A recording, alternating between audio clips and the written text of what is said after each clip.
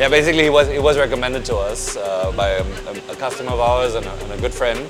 You basically just had a broken exhaust, right? The exhaust pipe broke and he sent it to a shop to repair the exhaust, which they did. At the same time, they upsold a little bit. So they said you need a new intake, you need a new tune. Ammar was very trustful. He said, okay, whatever you say. You kind of quickly understood that something's not quite right? Because the car drove in, the car was fine, right? Just the exhaust was broken. He came out, the car was no longer fine. This is a 2,000 ringgit intake that he must have, according to them. It doesn't have the volume for ram air effect. It doesn't have, I don't think it even flows enough.